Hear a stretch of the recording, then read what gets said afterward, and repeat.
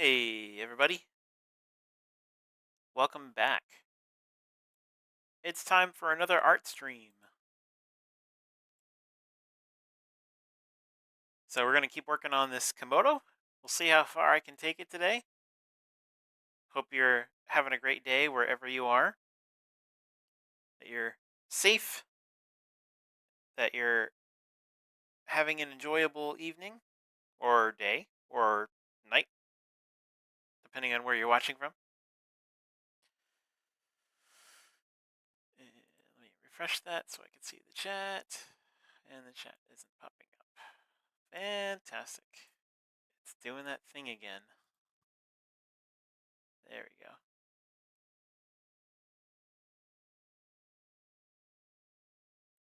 Okay.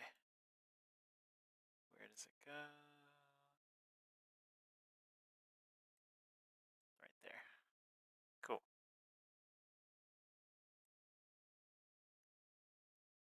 All right. Now I can see both chats and the image, and everything is good. Great. Okay. Back into the thick of it. So, where we left off last time, I was working on the scales on the face.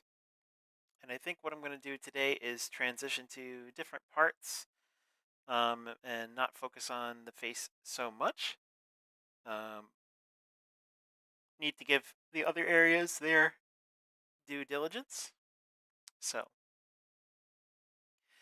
I think I'll do more body work and then maybe add some background today. We'll see. I might try to get as far as I can on the body and we'll go from there.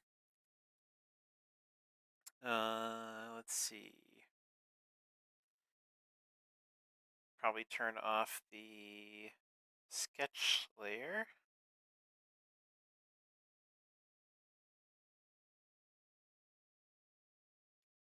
Grab the paint. And let's see.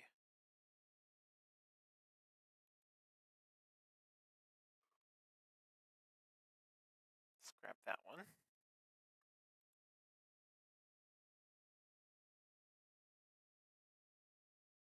For now, I'll keep the same brush. I might switch it up a little bit later. I'm going to edge this a little more toward the gray. And we'll start adding some more detail up in here.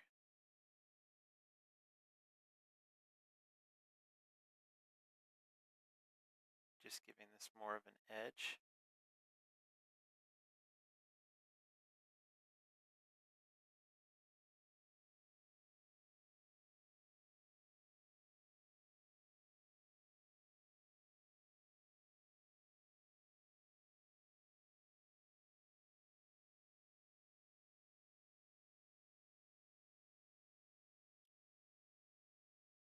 If you are watching, thank you for being here. Please feel free to chat, ask questions, talk about whatever, as long as it's cordial and kind.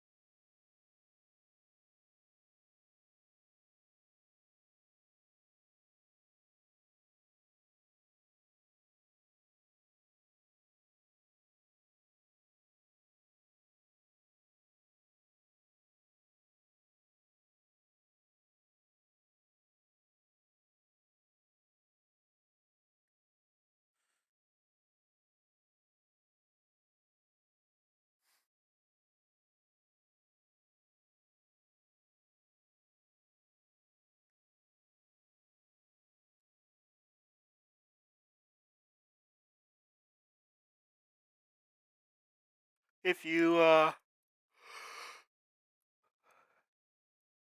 if you like my art and you're interested in uh, following me on different platforms, I have an Instagram, I have a Facebook. Both of those are under JWK Creates, so same as my channel name. Um, I also have a Substack, and so if you're interested in following on there, I have weekly articles that I produce. I took a hiatus recently, but I am back in the swing of it and back to a weekly schedule with those. So feel free to follow me through that. You can find me JWK Creates on Substack.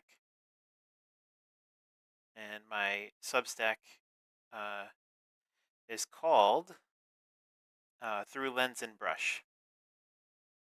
And it's basically an amalgamation of my different pursuits, photography, art, um, my writing,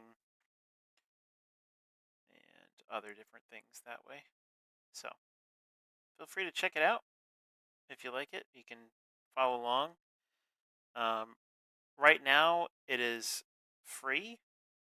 I do hope to activate a paid system in the future.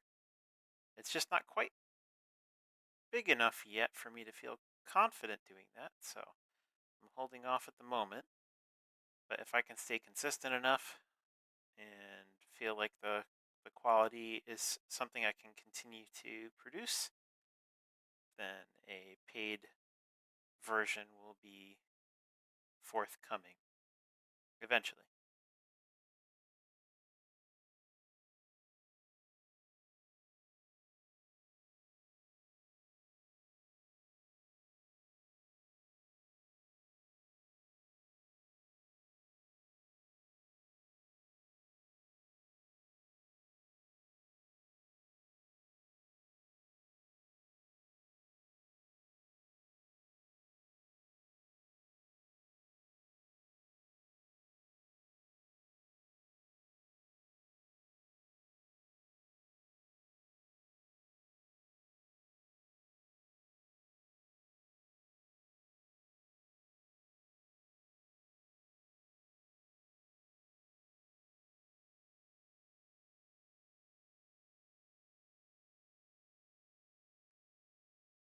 Trying to think what else.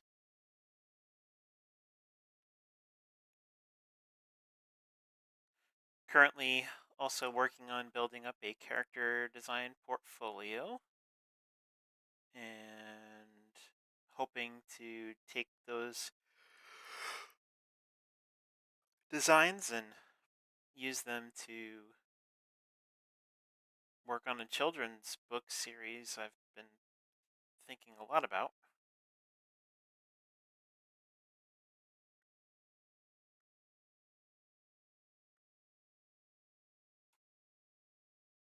Different style of art than what I do in my live streams. This is all, you know, semi-realistic stuff. But the children's book would be more loose and closer to more of like a cartoony animation style.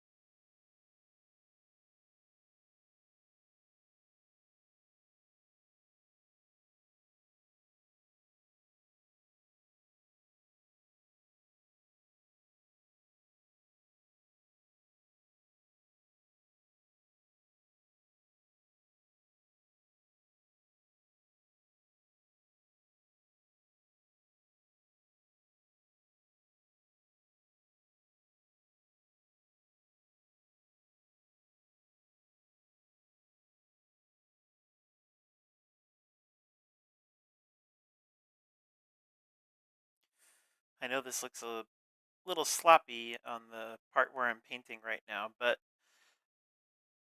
it's necessary because once I get that detail layer on top, it'll really shine, I think.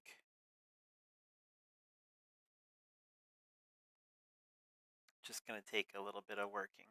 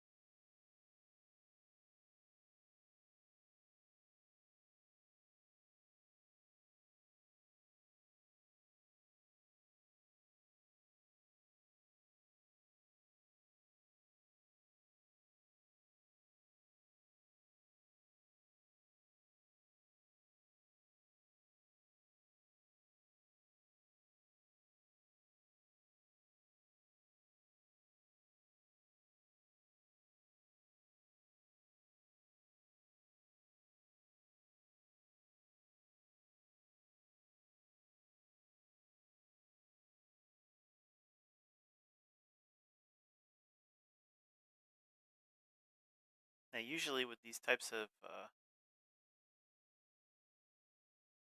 shadows that I paint, I go in with multiply layer, but this is not on a multiply layer. This one's on a normal layer, and I'm just painting really lightly. I'm barely putting any pressure on the tablet, or monitor, I should say.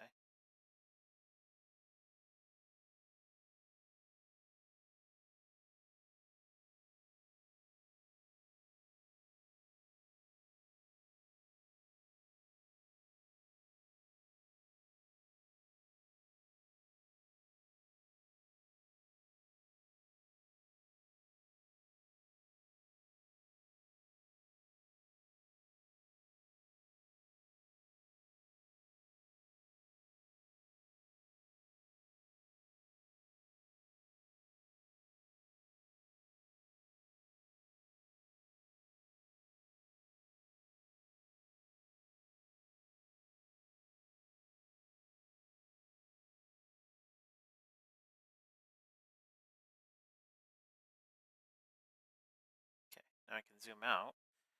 You can see how that's looking. It's getting there. It's looking a bit more three-dimensional. Definitely want to touch up this nose area over here, though. Same kind of deal.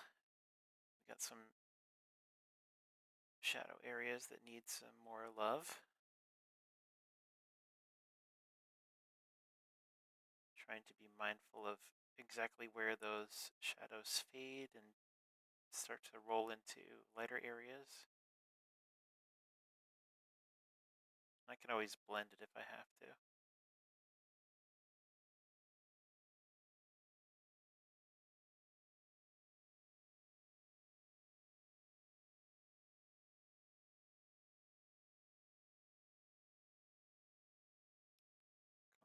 Comes up right around here.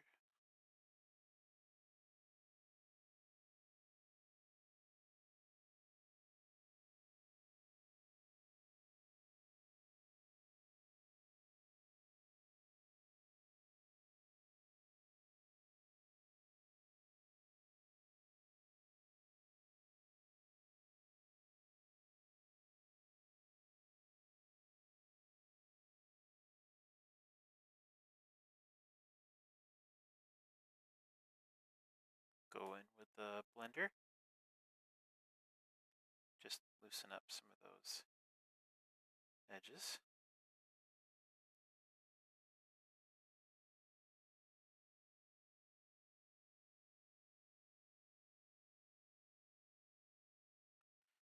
And zoom out a bit, see how it looks.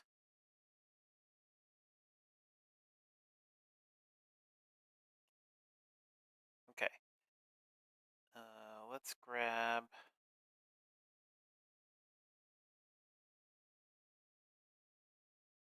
this light color here.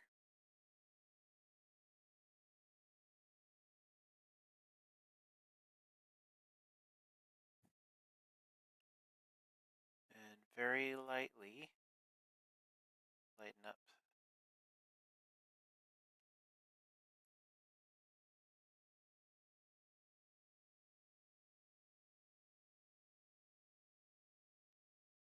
some of this over here.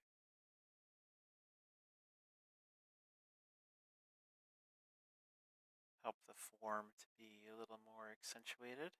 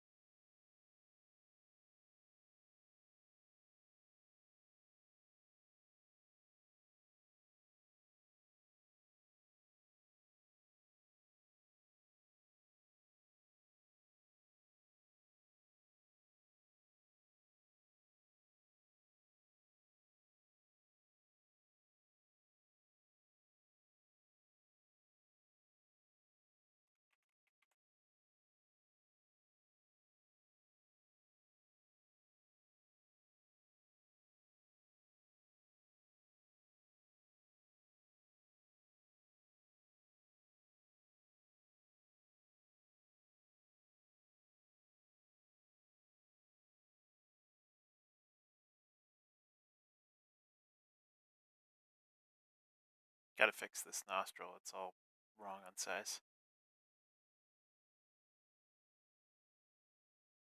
It's gotta be more like here.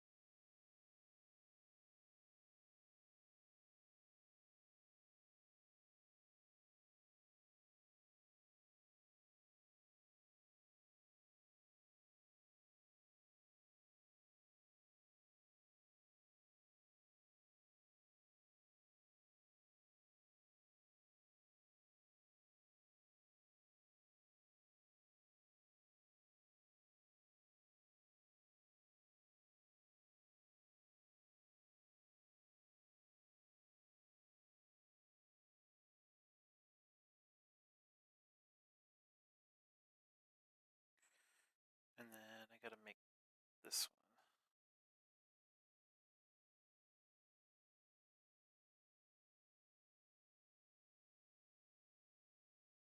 one more like that.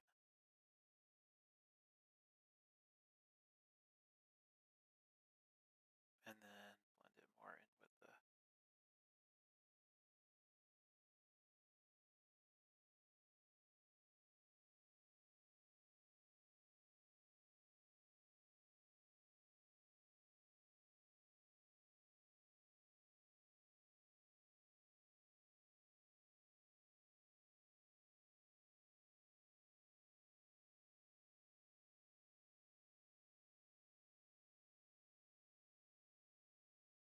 something like that. I think that works.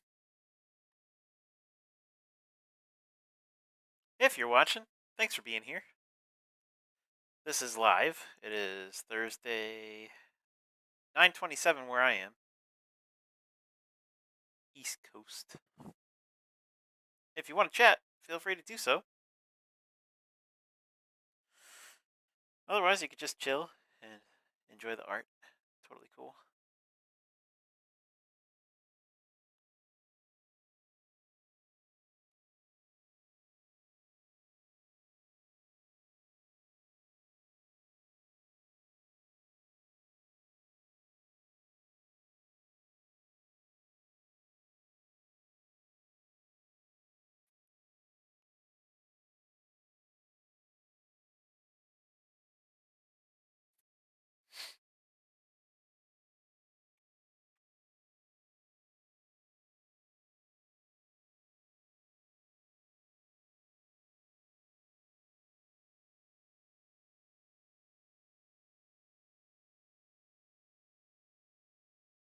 Hey! Good to see you again, Luco.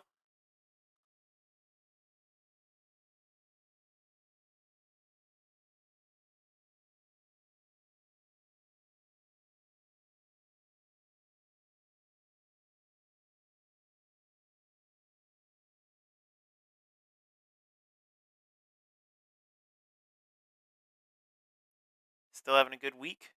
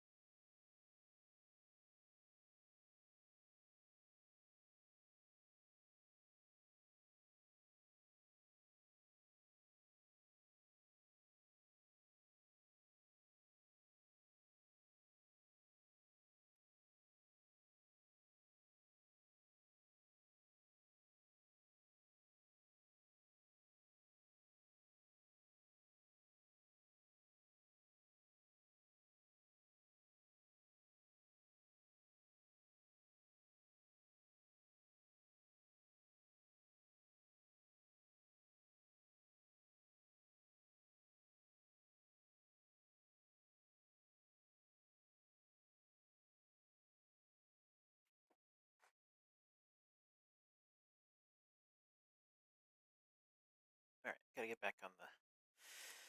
Gotta get back on the body. I had to fix that nose. It was bothering me. Okay. I'll probably do a layer on top. And let's grab.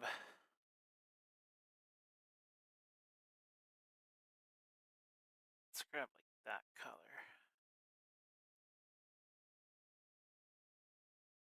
Back into the oil paint. And this is probably too big, but we'll start here and see.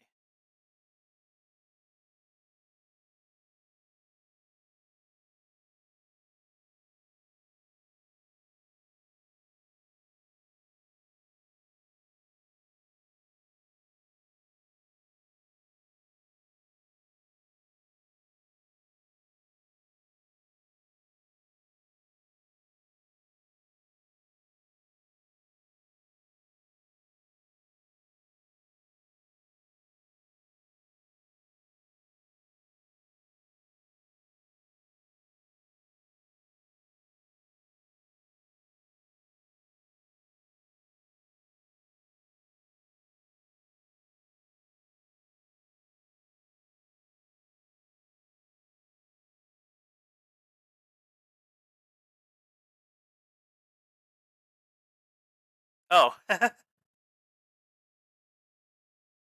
no worries. Having a good week?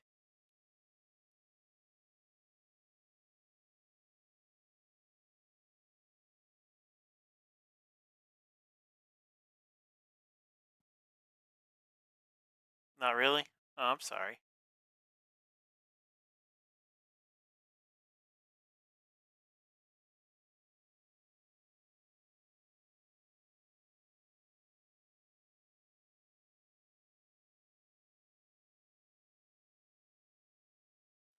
Yeah, I hear that. I can't complain. Um, just continuing to progress toward different goals, getting there little by little. So,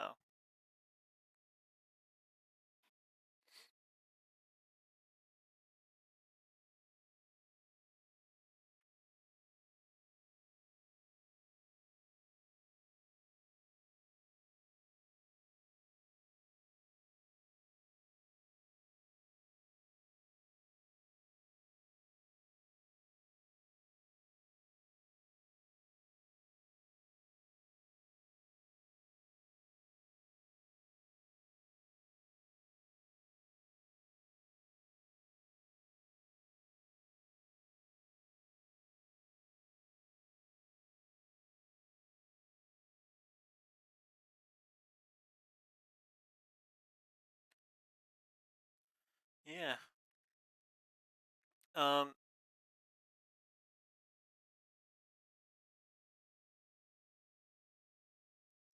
well, I'm a I'm a pretty big believer in the power of prayer, so if there's something I can pray about for you, just let me know.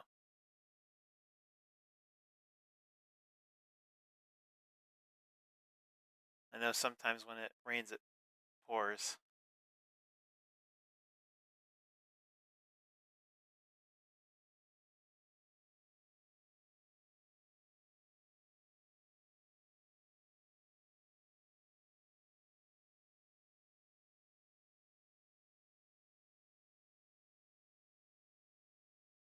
All right, well,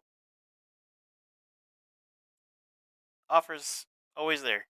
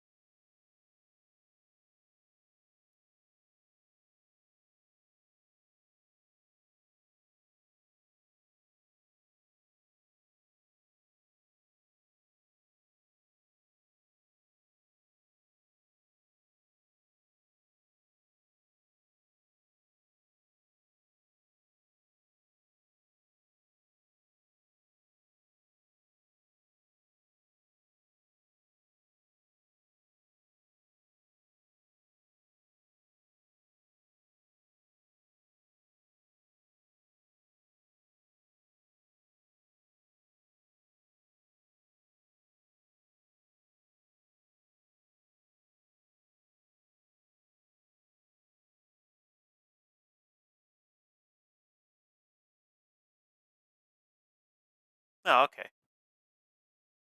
Fair enough.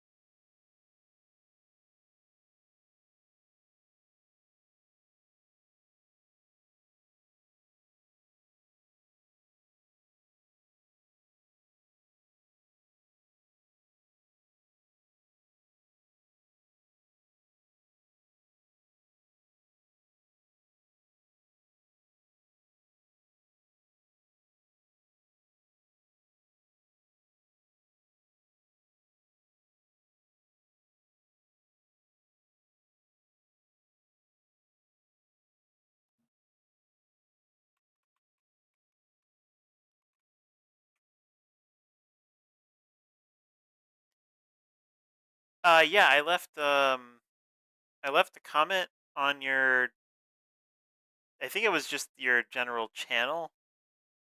Um, I'm not personally the best to critique that anime style. My suggestion was that if you're looking to, uh, you know, focus on that and improve that style, um, that you can you can find success doing your own kind of personal projects and things like that. I'm not sure exactly where that could take you. I know that some people do like webtoons and um, their own personal comics or stickers or whatever kind of stuff with their own unique anime manga style characters. Um, but if you're looking to maybe do something like industry wise, uh, the improvement you should seek out is like in in general drawing skills, not such a stylized avenue. Um, because you can always adapt your skills that are gained for general drawing with an anime flair, but it's hard to uh, basically the anime manga style tends to pigeonhole people, and it when it gets you in that box, it's hard for you to expand beyond it because anime is so stylized, it's so hyper focused. Um, so if you're looking to, I know you like drawing characters, but you had mentioned that you'd maybe like to do something with it. So um, this is what that advice would be for, with that in mind. So improving general drawing basics uh, would probably help you to expand beyond just that uh, anime manga bubble. But like I said, I'm not the best person to critique that kind of thing because I obviously don't specialize in anime manga.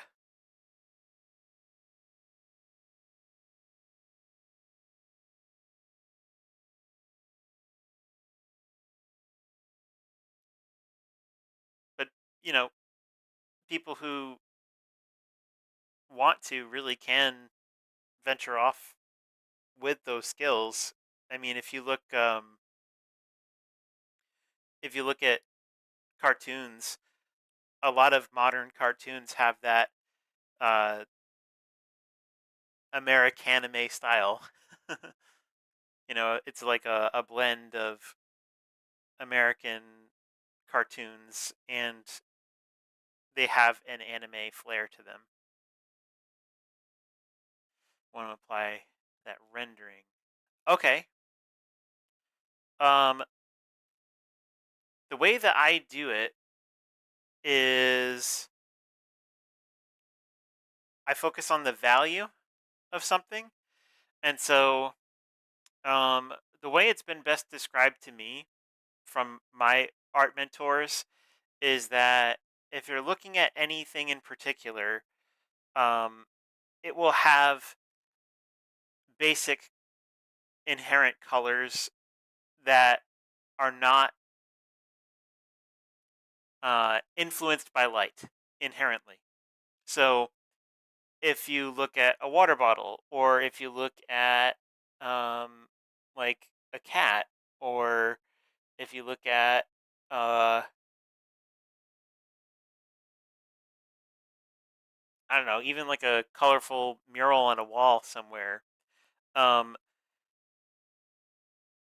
imagine what that looks like without any light affecting it. No spotlight, no shadow.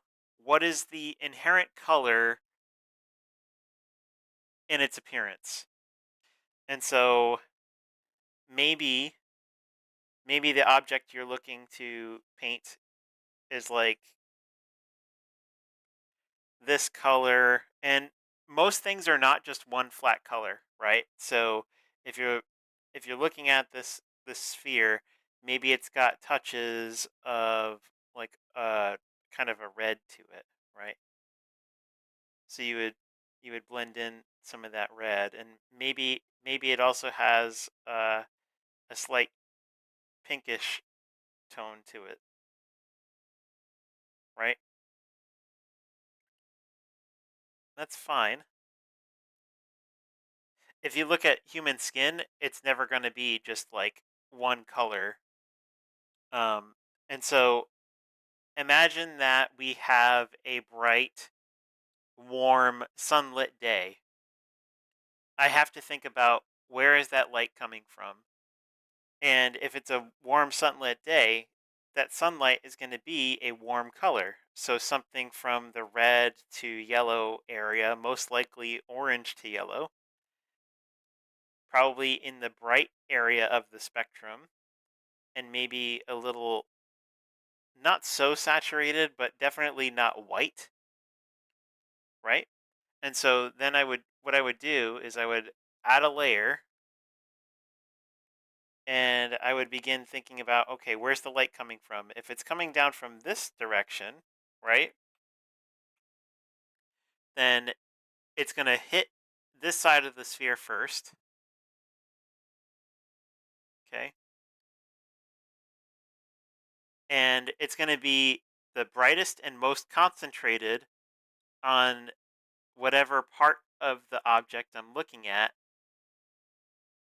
wherever that light hits first, and wherever that light is more focused, that's where that the light will be the brightest and most concentrated. Okay, so I'll go ahead and spread some of this out, imagining that that light is coming from that direction.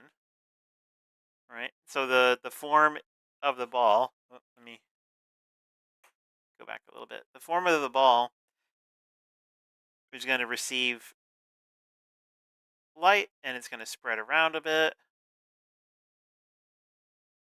Okay. And we said wherever that light is coming from, so if it's coming from this direction, whatever it hits first, if I was to draw like a straight line from this direction down onto the ball, that's where it's going to be the most concentrated. So I'm going to put the most emphasis of that color on that spot, and it's going to trail off from there. And what I'll do as part of this step is I'll go ahead and I will lightly blend in order to get that transition to occur. So I just take that from the source where it's most concentrated and very gently and lightly spread it across the form of the ball.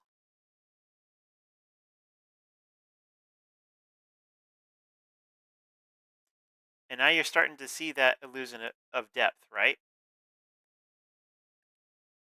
Now, the other thing I have to think about is what kind of surface is that object on, right? Is it on grass? Is it on a hard tiled table? Is it on a wooden floor? The reason why I have to be specific and not just like think about, oh, okay, so it's on a line. Um, I need to know what material is bouncing back and reflecting back onto the ball from whatever it's touching.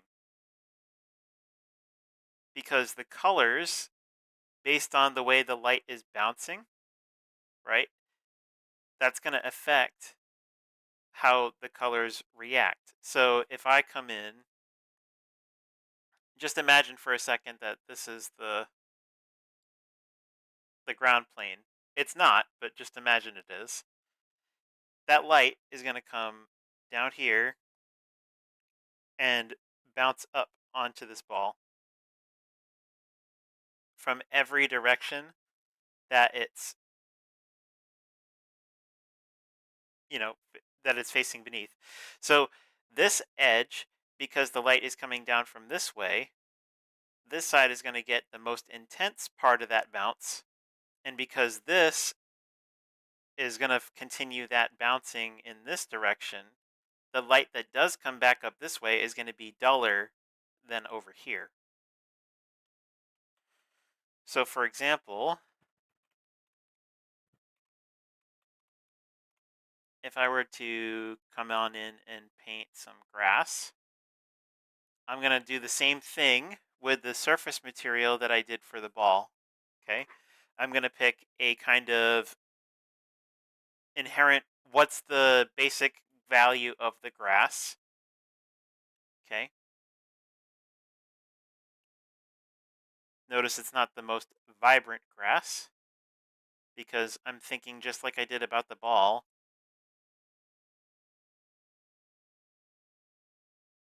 I'll color in a little more over here just to give a better idea.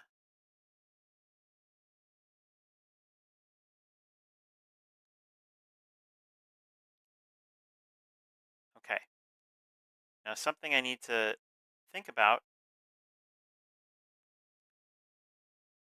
I won't put the grass in front so that we can actually see what's happening around here, right? But the grass is going to be affected by the same light color. So I'm going to grab this color that I used and I'm going to put it over here if you want to get really accurate. Okay. On the same layer, I'm going to color pick the screen I used and I'm going to rub into it.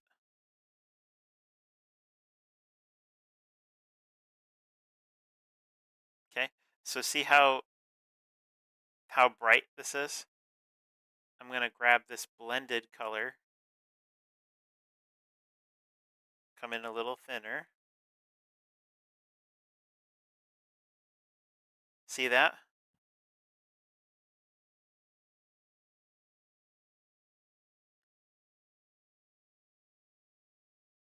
And now it looks like the grass is receiving that light. Okay. So this side of the ball is going to get that color green from the grass.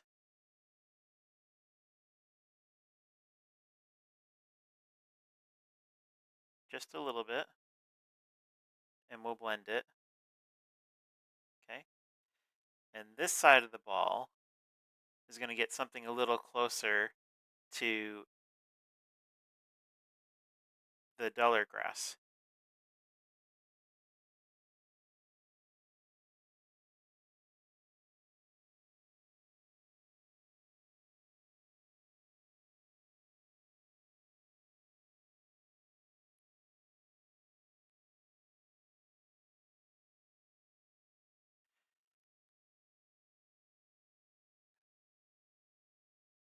Now, the other thing to consider is the shadow, right?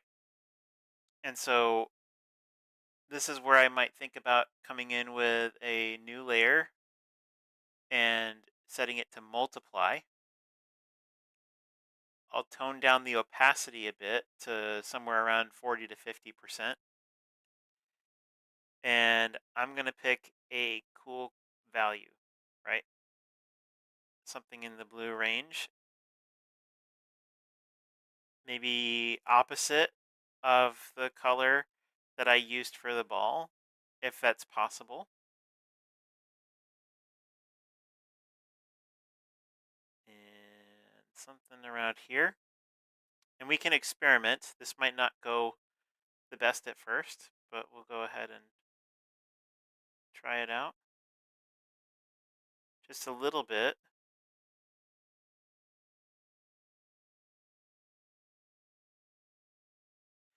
And what I'm going to do is I'm going to blend it again. So come back up, go to blend.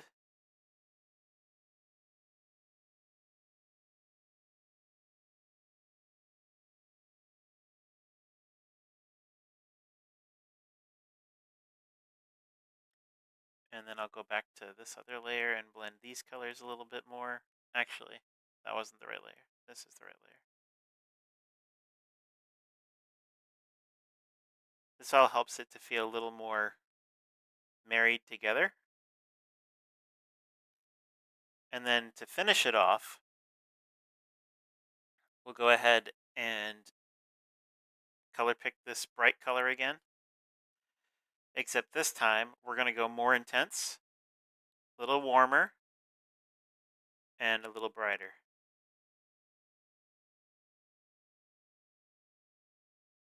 Okay. Ooh, where'd the, oh, there it is. Okay. And so thinking about where it's coming from,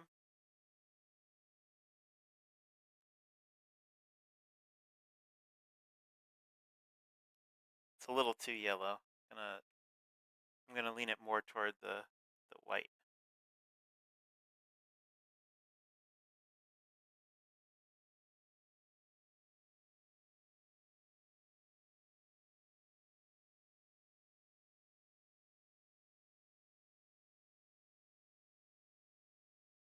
And then I come back up and blend it.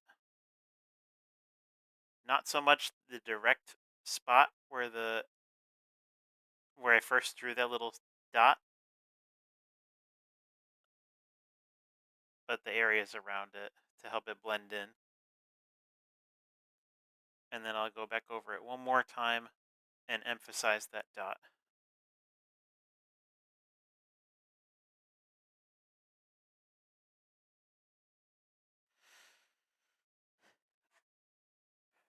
And then I can do the same thing with the grass. I can just touch up some of the edges of the blades. That's probably too bright.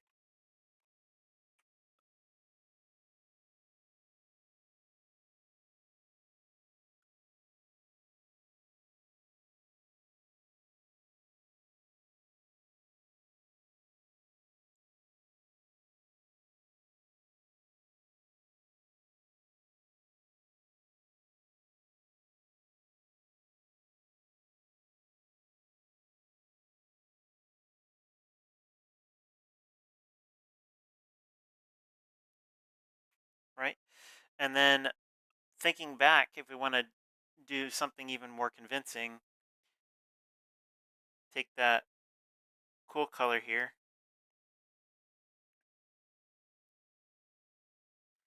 and we'll go ahead and paint on the grass.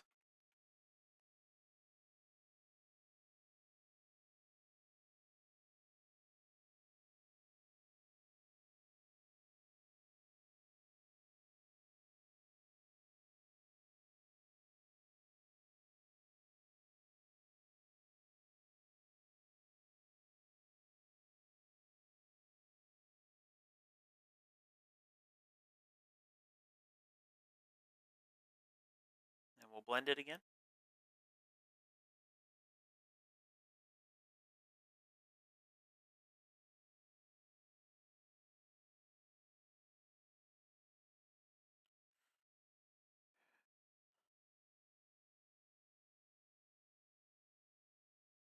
So now we got more shadow on the grass.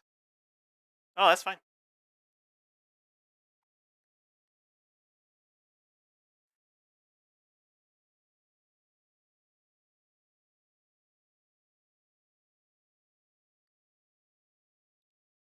So this takes into account that ambient occlusion, the way the light reflects off surfaces and the shadows and how those are all related to one another.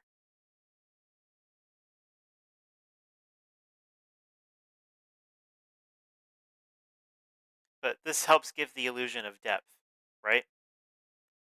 And so when I paint the Komodo here, I mean, if you were to look at any one of these particular spots, there's lots of different variations of color here, right?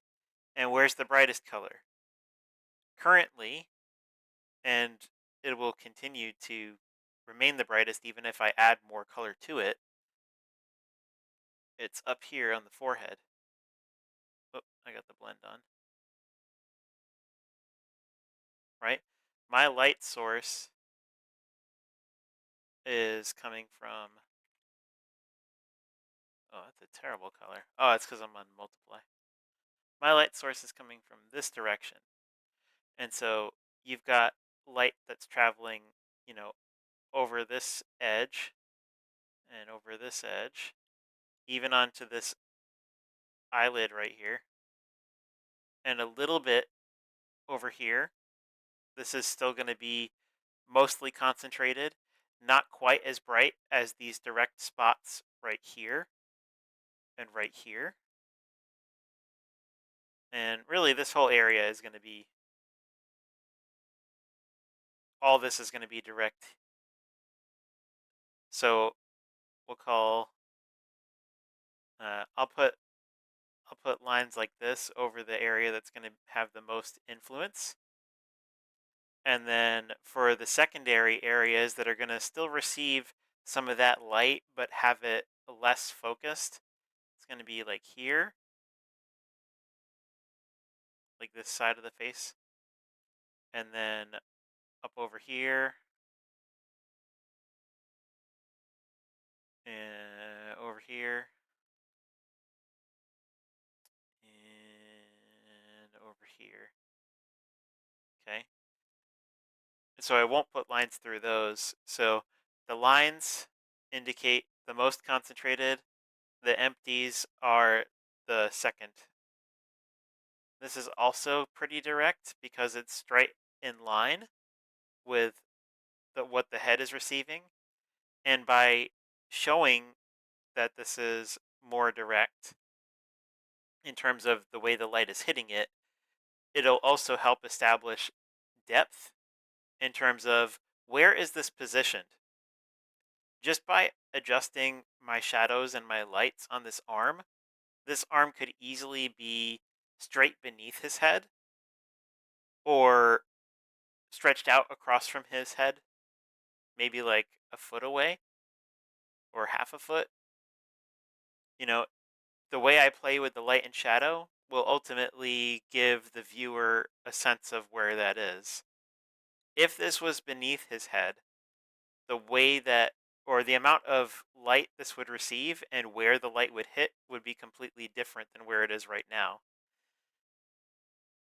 Notice that this part right here, this is in shadow. And what this tells me is that as this light is hitting this part of the head, it's coming down, and the head is ultimately blocking this from getting direct light. So this hand is turned in slightly, but the light continues to stream over this way, which is why this receives more direct light.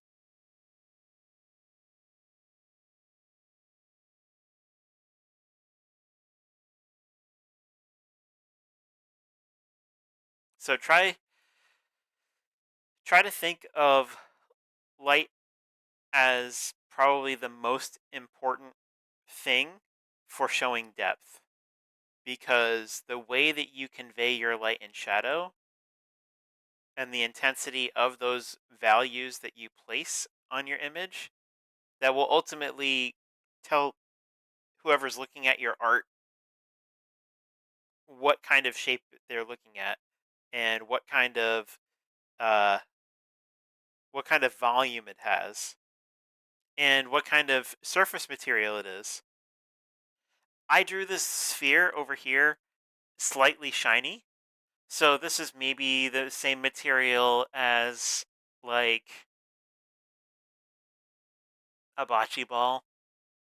Not quite as shiny as a pool ball, like a billiard ball.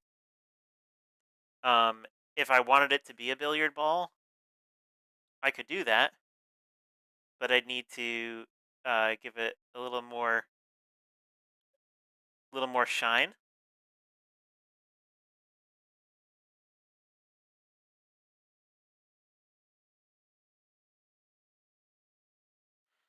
And that spot would probably be a little bigger because the light would not be so stopped.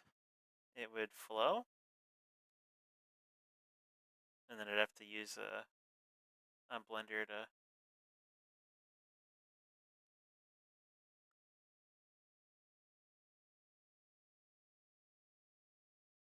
try again. I think I blended it too much. Maybe make the brush bigger.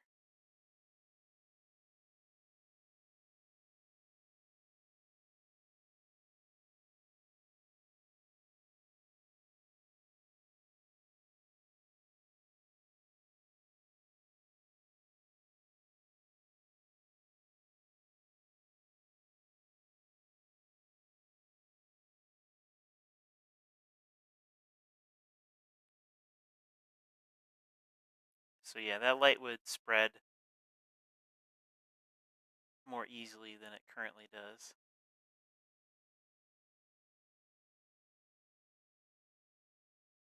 So it'd look just a bit shinier than a bocce ball.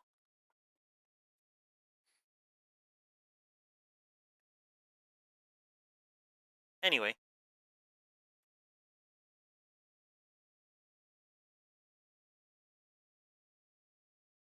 hopefully that helps.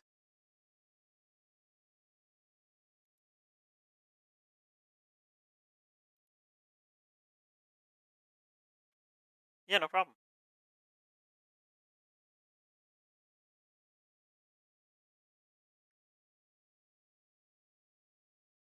Yeah, always think about light. And a good way to kind of practice this is to, for example, this is the reference image I'm going off. If you were to squint your eyes at the image, right, the areas that pop out as brightest, those are going to be your light values. And the areas that come off dark, those are going to be your shadow values.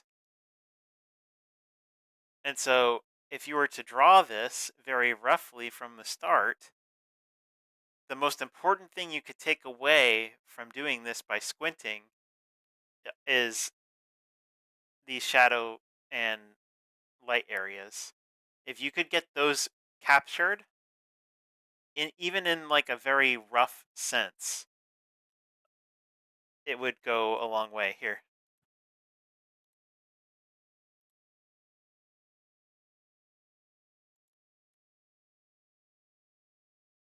I'll try to. I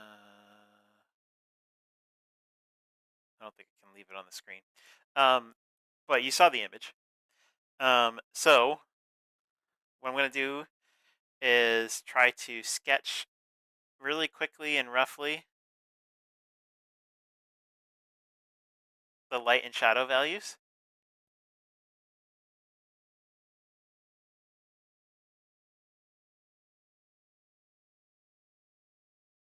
Emphasis here on not being perfect.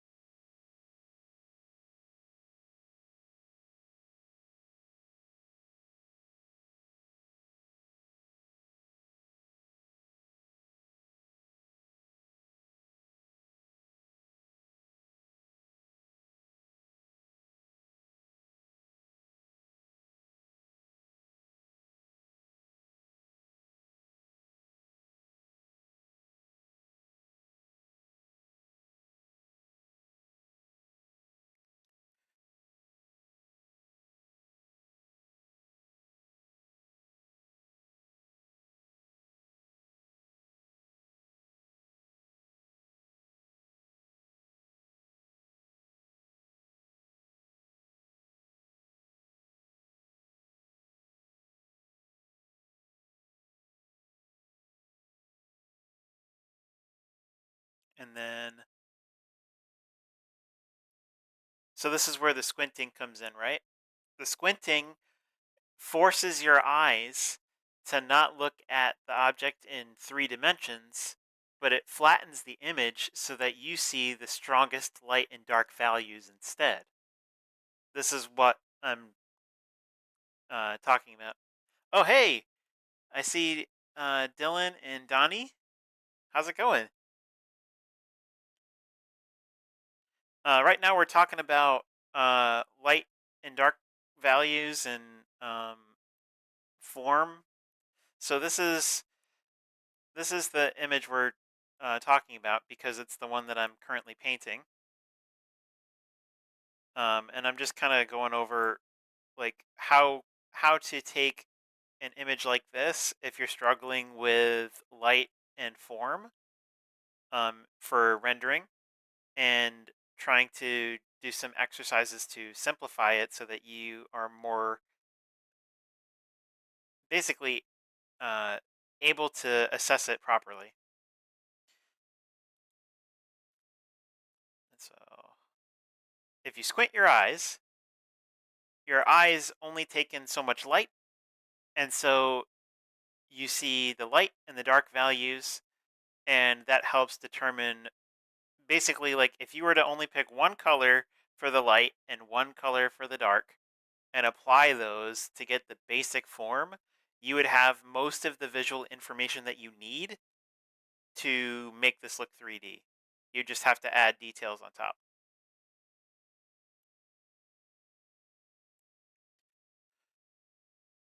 So if I were to take a darker color, right, something like this, and I'm going to focus on the areas that are the most dark.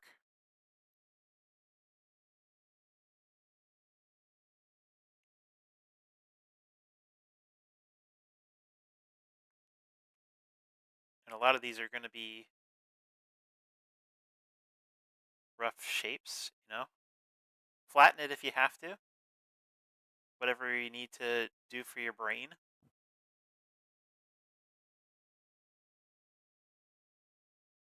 Because this can be kind of tricky to get properly, especially without sketching lines, which is how I'm going about it.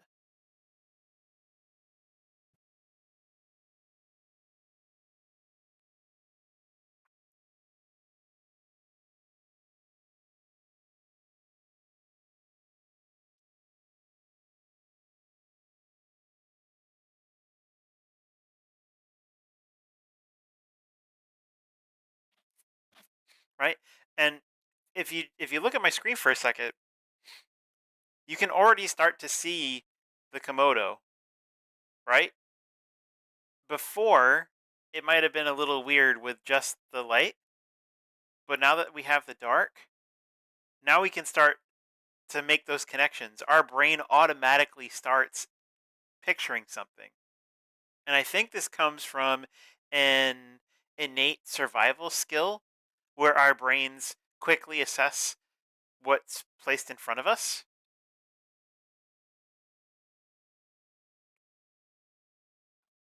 When you don't have reference. So it's not impossible because I didn't have a reference in front of me when I drew that ball, right? But you have to have enough exposure to something in particular in order to be able to draw it properly. And so YouTube videos or um, images on Pinterest or Pexels. Pexels is probably better because Pexels is free and it doesn't require attribution if you use it for your work. But in particular, this is with the idea that you're using it as a practice and a study, and not something to it's spelled like this.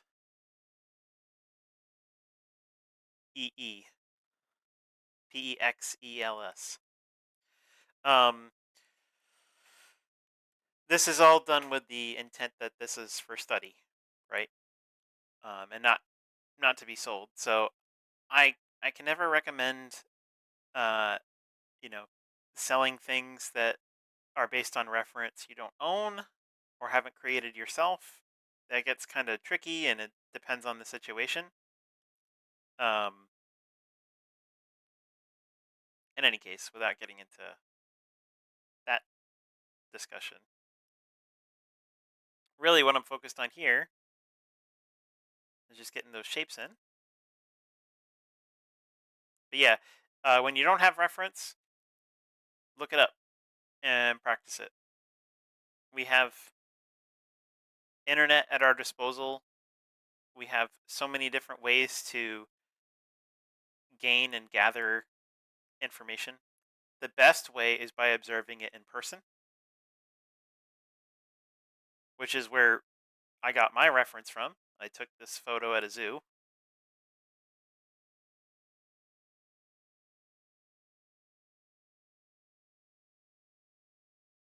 Obviously, I don't have Komodo dragons in my backyard. Not here in Florida, anyway.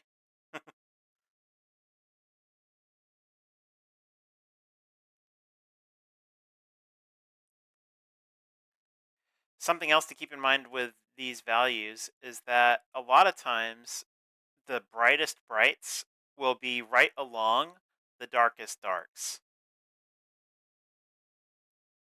This is because of the way that the light bounces, right? If it's most intense in this spot, the second that edge extends in other directions, that means the underside of that surface, whatever is not being directly hit, if there's like a lip to a surface and the light is hitting here, then this area underneath is going to be the darkest by comparison, right?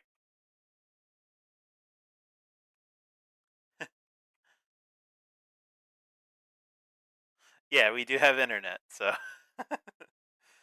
but studying in person is always more beneficial, right? Because then you can see, especially if you're drawing animals or people, um, you can see how everything moves, and seeing how it moves in person is extremely beneficial.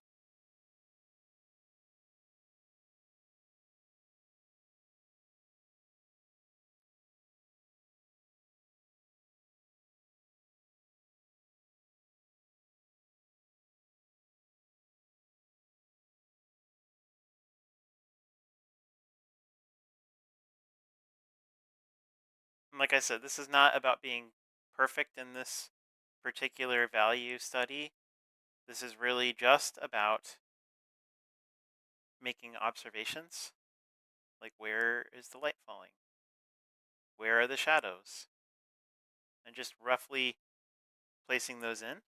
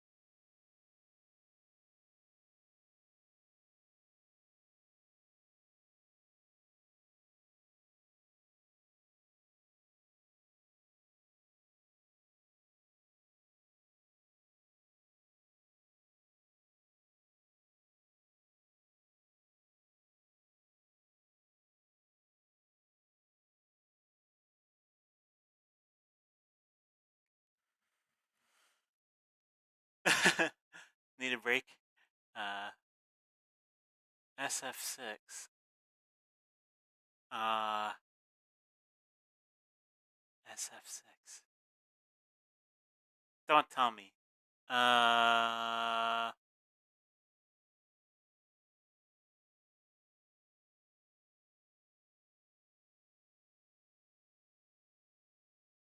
Street Fighter. Got it.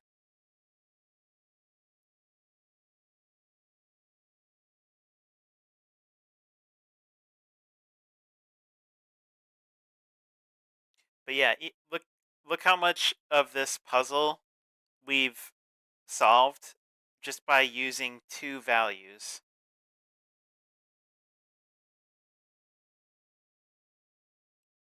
And then all you'd have to do is find a middle value,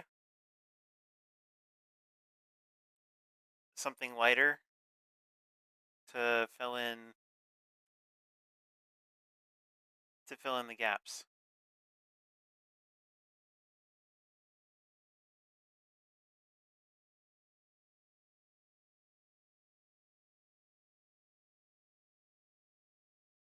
Or multiple additional values if you wanted. You could do a whole grayscale in this, but this would be the most helpful with trying to practice this.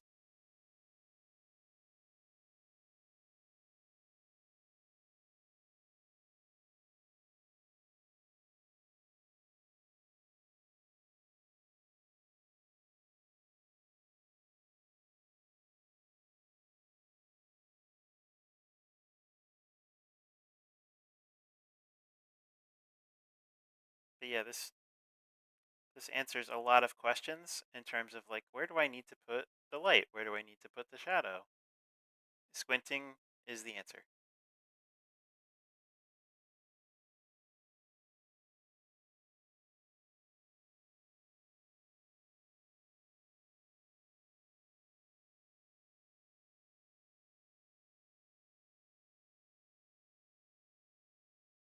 But if I look what happens when I zoom out, you can still tell it's a Komodo.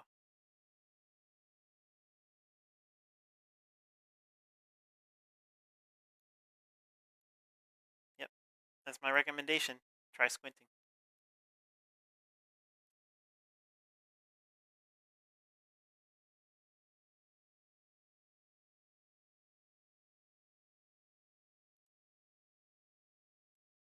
At least while you're practicing it, getting a better understanding of it. I've drawn and painted enough where I don't need to do that, so don't feel like you have to squint forever. But if you're really trying to improve your value studies, then use squinting to help block out the unnecessaries, to help your eye and your brain focus on just the light and shadow.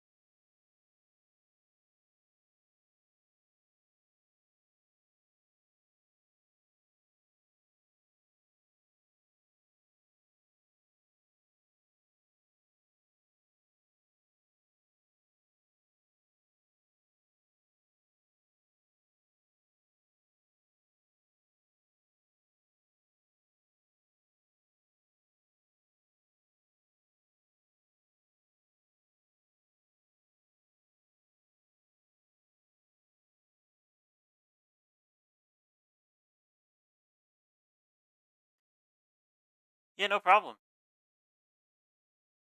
Thanks. Have a great night. Thanks for being here.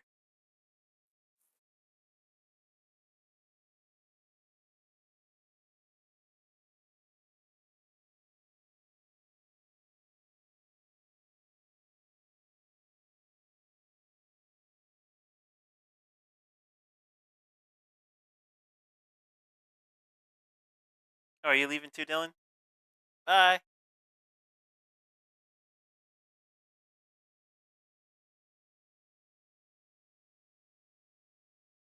I'm still going to be on for a little bit more. Didn't get quite as much done as I wanted to. So, gonna keep pushing.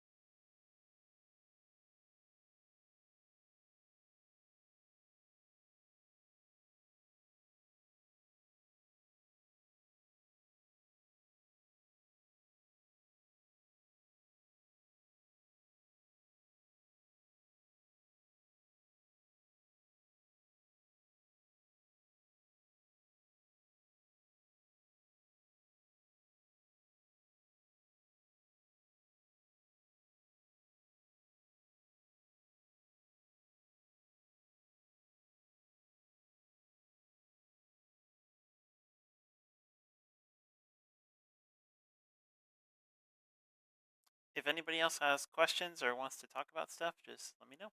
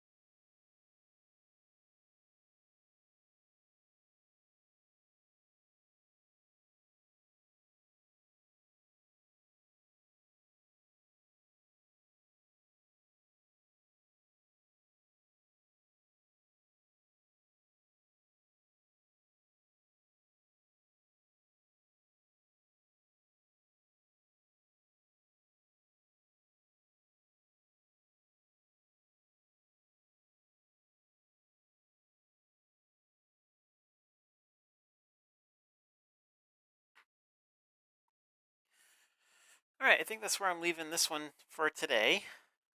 Not finished, obviously, still more to go, but definitely come a long way from where we started. And I hope you enjoyed it. I hope to see you in the next one. Thanks for tuning in. Check out my website, jwkcreates.com. I've got prints, I've got canvases, I've got t shirts and hats and stuff that you can buy to support me. Um, and if you are interested, I also have a Substack available at substack.com. If you look up JWK Creates, you'll find it there and you can read it for free. So, in any case, I will catch you in the next one. Have a great weekend. I'll see you Tuesday.